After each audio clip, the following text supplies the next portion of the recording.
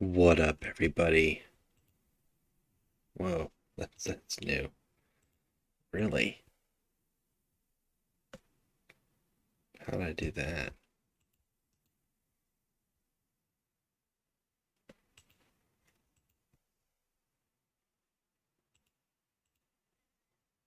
How did I do that again? Was it window? No. Hmm. Tab? Escape. Aha. What up, everybody? Scuffy here. And, finally, getting to Goreborn video. Actually, this isn't really the first time I've done Goreborn.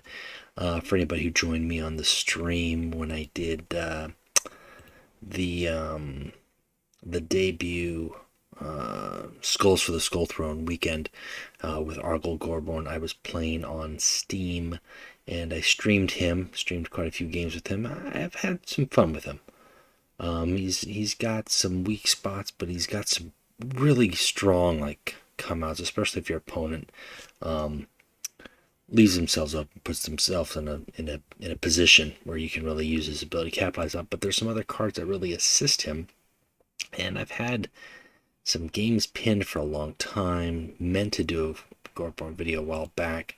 Just haven't had the time to it. I'm trying to get to it now. I normally don't do videos with legendary warlords either. I try to minimize that, but I think that's going to be coming out more and more often. I can't help it. We've got to get to the legendary warlords eventually, and that's one thing with the warlords is with them being legendary, they're kind of hard to get. So this video might not be for everybody. First off, you have to have Goreborn. Second off, you have to want to play Goreborn. Now, he's got this ability, he's got Berserk. It's going to work against him in some games. When an enemy dies, though, he gains +1/+0 this turn and can act again. Now, that doesn't work on your opponent's... Well, it works on your opponent's turn, but the attack won't stay for their turn. So if your attack goes up to 5 at the start of your opponent's turn, it goes back down to 2. It is not entirely the same, although there are definitely comparisons to Leman Russ with the pack. Leman Russ has got the pack, can act once more. In that regard, he can act once more, and he can certainly come out, but he has got to kill troops to make that happen. Troops have got to die in order for him to not only get higher attack, but then act again. So you've got to facilitate that.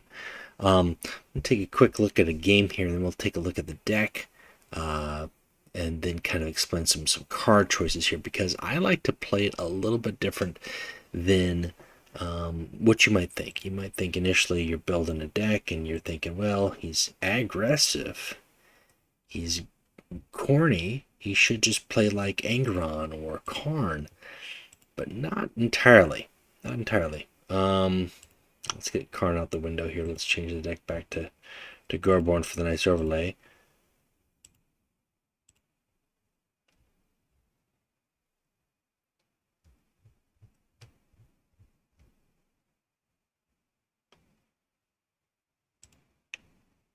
Okay, so this game here, Kurz is not in the greatest spot, but Kurz is a ticking clock, and generally his troops either don't last long or they are in stealth, so they're not something that you can reliably kill. Plus, he's got a lot of can't attack options, so this could be a hard game. So really, this is one of those games where you have to hit hard as much as you can, and get whatever tools you can while you get them.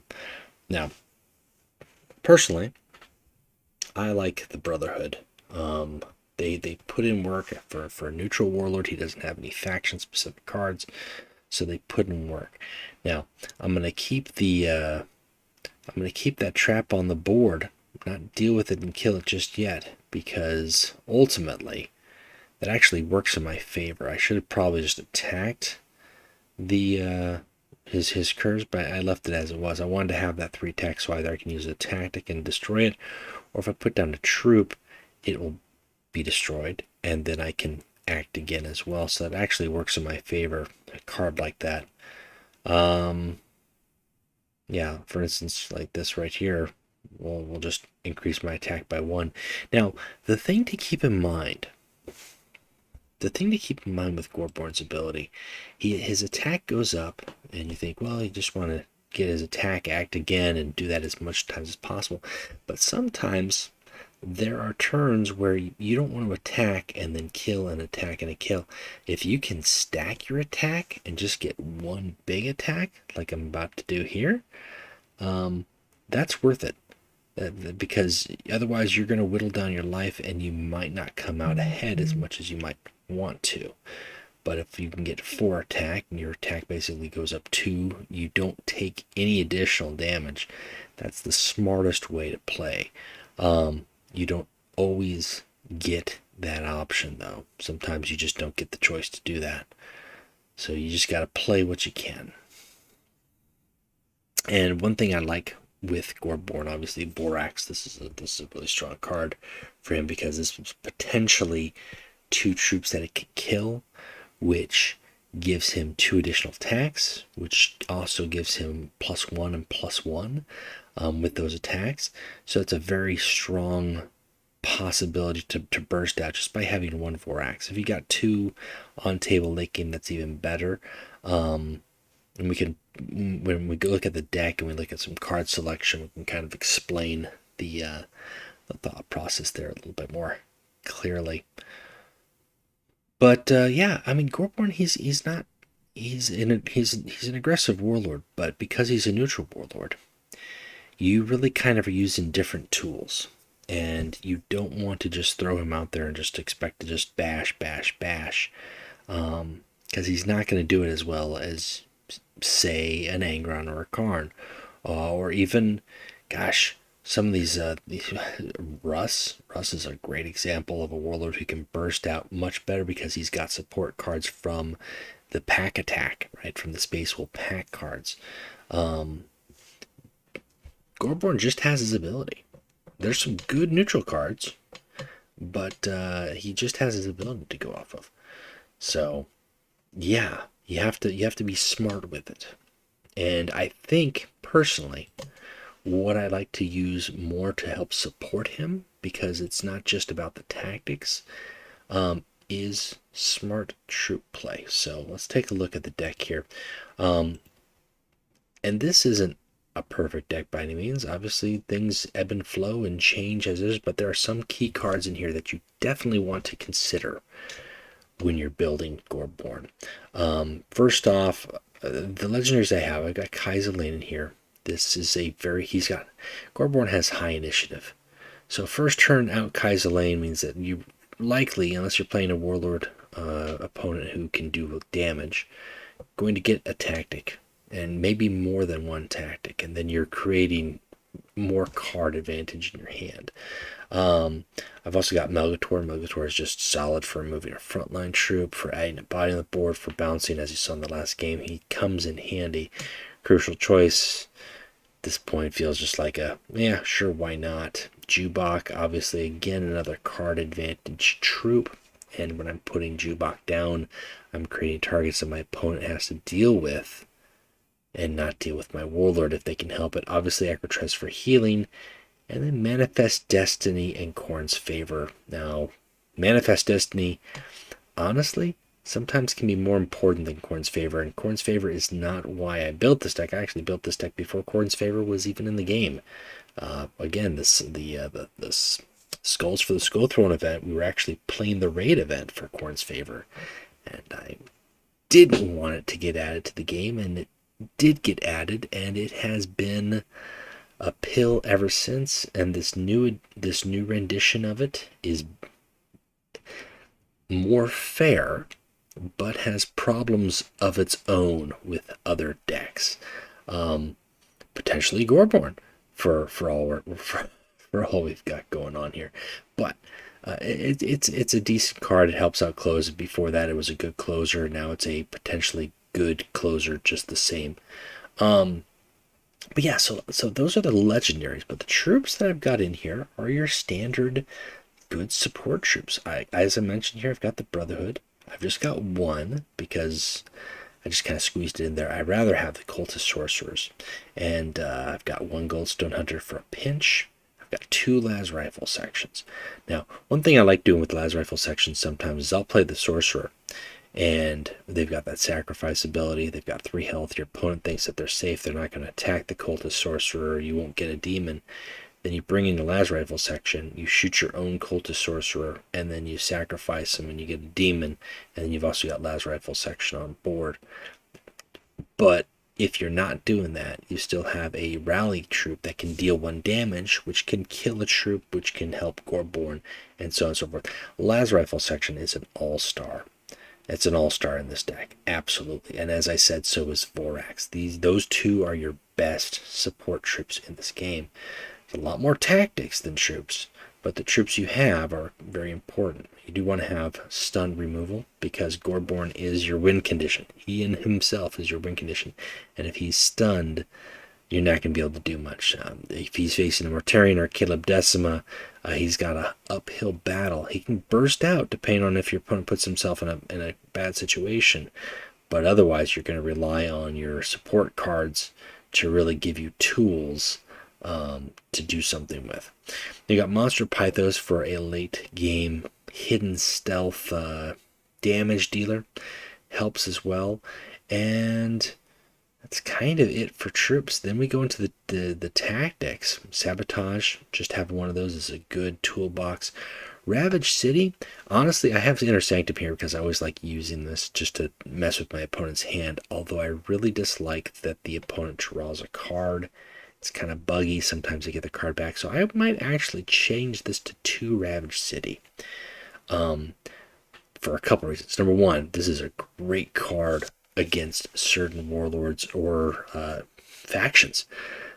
Jaegers, every single Jaeger now costs 2 to fire, which is fantastic. Knights costs more plasma, psyker abilities. I mean, everything that you can throw in here. Troops that are using abilities, warlords that are using abilities. Ravage City is a great card. 1 energy draws you a card. Cool. Think I'm going to put that in place for an Inner Sanctum. It's a very nice card to use. In some games it will not do anything for you if your opponent is Angron or another Goreborn, for instance, but in those at least it'll draw you a card. So Seek and Destroy, that's a natural, that's just automatic, and a lot of splash wide damage, as much splash wide damage as you can afford in here. Obviously, remove the frontline obstacles, artillery strike, and then defensive satellites. Just 1 defensive satellites.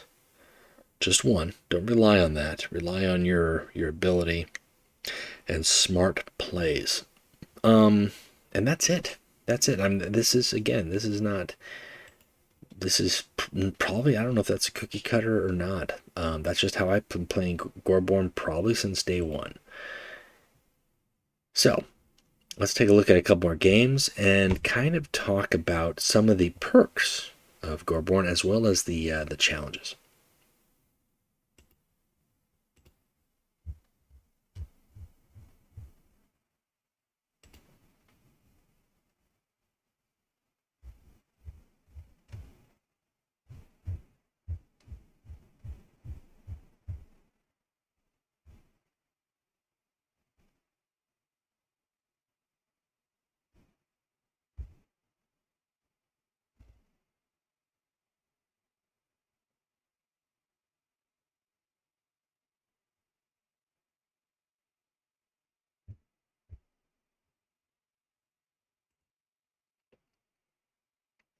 All right, so we're facing off here with a knight player again. I'd like to have a little bit more troop in my hand, but Crucial Choice starting out, that's not bad. Now Jubok might not do a whole lot for me, but one of the good things to note here in this, and I don't think I've got a good replay to show you with the knights, or just in general, having a Crucial Choice that can give you Hellrider, which gives you terror on Goreborn, that is that can be potentially even better than Raven's Talons. I mean, that's a little bit of a stretch because Raven's Talons is just guaranteed sneak attack, and Hell Rider is just terror on troops. But with his ability to gain more and more attack every time he's killing a troop, he can clear board, not take anything. But one of the wonderful perks, as I said, with Hell Rider as well as Jubok here against Knights especially, or Hell Rider creating those 2 extra chain swords, that's free card draw. That because it turns a weapon card turns into a 0 cost card draw. So if you have the choice, sometimes it's one of those things where like Crucial Choice gives you things that you don't think would really work, but Hell Rider actually works well with Goreborn if you can get it and you don't have better choices. It gives him terror and you get a free draw 2 cards. So that's a nice little buff to kind of keep in mind here. Sure, I'll draw a card, why not? Might as well. We'll throw out that Ravaged City again. Gonna make him cost a little bit more if we can help it. And that'll prevent him, hopefully, from gaining more plasma. So far, we're looking good, but obviously, anybody who's played Knights can tell you the healing can be a thing. Healing Knights can be a thing. So when he played that card there, the Sidon Protocols, yeah, he healed, but then that puts troops in his hand, and actually that will work against him if he puts them on the board, because then I can kill them and I can get more attacks. I don't have to kill them with my warlord if I can help it. Sometimes you do. Sometimes, you have to take 6 to the face to kill it and get the additional attack. That's just the way the threat goes. But you have opponents sometimes, I think, who either underestimate the range or what your deck can do. They think that you're just going to smash face with one warlord because they think that Goreborn is Angron. He's not. And then they kind of spread out and they think, well, I'll just put 2 or 3 big troops down. And that's a mistake too, because all you have to do sometimes is just kill 1 troop and you can snowball into the rest of his troops. And you might think that, well, you're taking, X amount of damage from each of those troops. Potentially, that might be true, but if the end result gives Goreborn, +5 attack, and he's hitting the enemy warlord for 5, that might still be enough to make a big difference. So, for instance here, like, we're going to take 3, that's fine, but then we've got 4, now we've got 5, so I took a total of 6 to deal 5 to the enemy warlord, but he's only got 5 left. I'm still up 9, now 11, as a result of my healing. And even if he had Hecaton Claw, I don't think that's enough to do anything. That might be enough if he had a Hecaton, but he doesn't.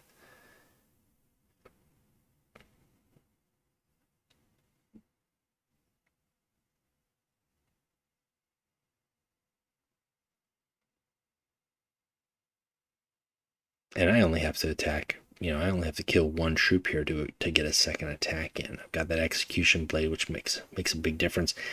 Inner Sanctum for the meme, just to basically draw a card if I can, and that's going to give me the card that I need. So I'll take it. I'm not going to complain. Khorne's Favor does it again. I'm not thrilled with top decking, but sometimes those games happen again. Inner Sanctum, not sure if I'd stick it. I think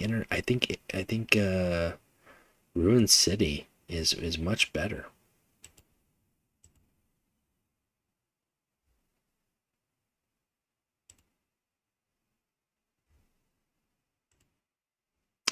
Okay, one last game here. So let's talk about the weekend, or the weak spots for Goreborn. Obviously, the obvious one is frontline, right? Big, thick frontline troops and stun warlords.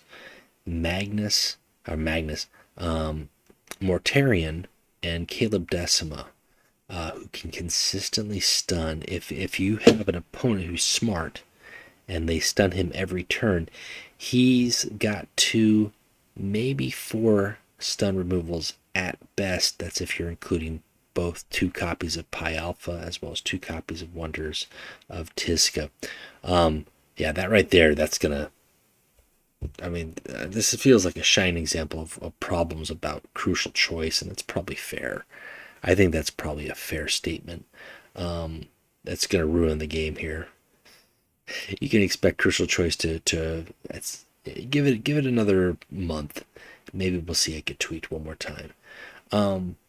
But yeah. Obviously, if you've got warlords who can stun you, you've only got 4 chances to remove that stun. That's not going to go so well for you. That you're just not going to have the option to do as much damage. And then that's where, like I said, you have to rely on your troops and your other card drawing options, card creation options to do a lot of work. So that's one uphill battle. The other uphill battle is if you're dealing with the warlords who either have the ability to put out frontline troops or frontline troops that they can reliably buff beyond your lethal range. When I say buff beyond your lethal range, like if Imperial Fist put out just a perimetral defense by itself, you've got 1 breach in hand, you can clear that whole thing out. Or if you got an artillery strike, you can clear that whole thing out and then do more damage to the warlord. But if they put that down, and in conjunction they also throw down Himalayan architecture, or they've got stalwart defenders, they've got other ways to throw down some bastion, and it gets outside of your threat range, then it's hard, especially with the Imperial Fist, because then they can snowball that turn after turn after turn. Whereas if you've got the Ultramarines, the new Ultramarines are a prime example with their Mantle of Ultramar and Guilliman decks. I'll be doing a Guilliman video here probably in the next day or two.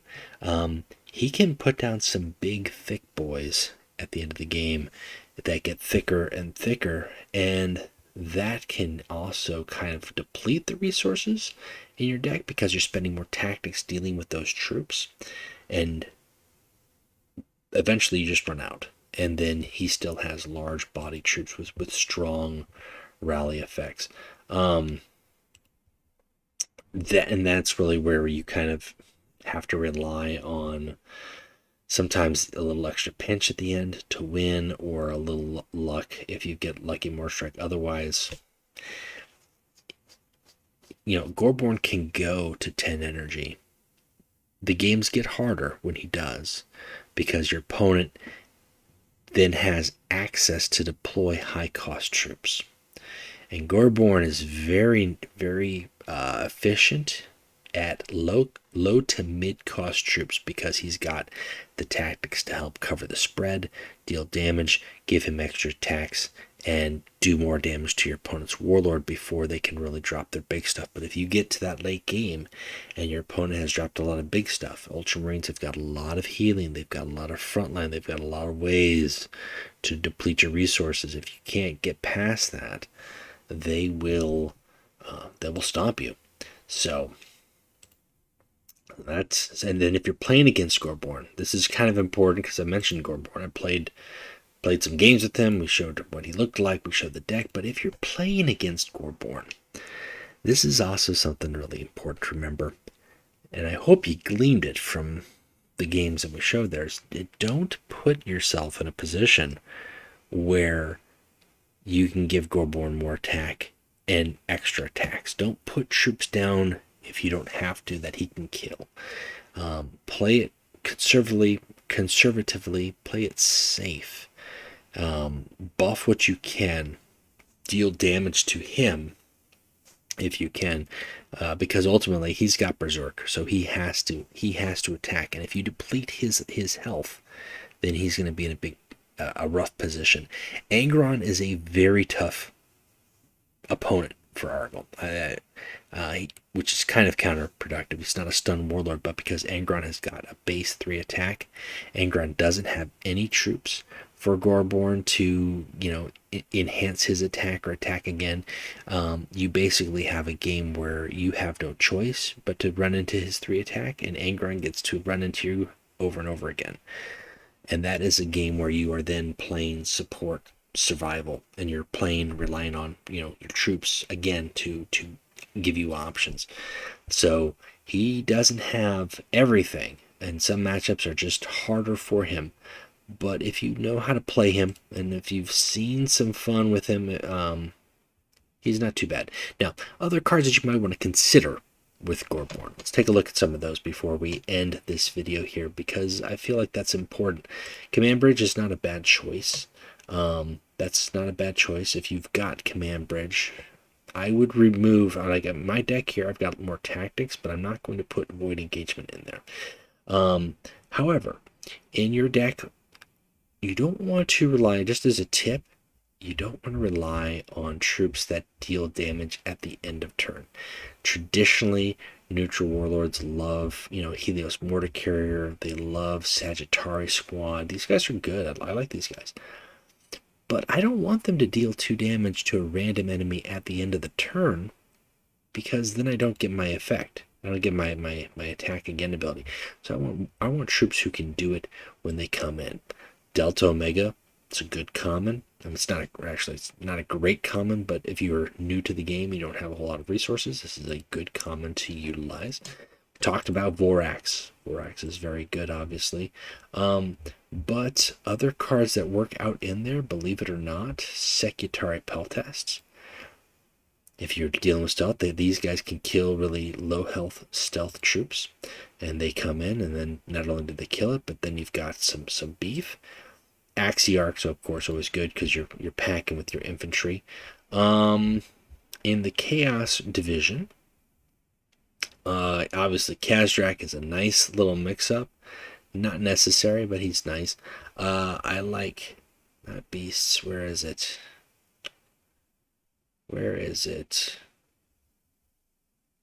Silent Death. Silent Death is a good tactic for if you don't want to attack your opponent's large troops. You can stun them. That's one way to get around them.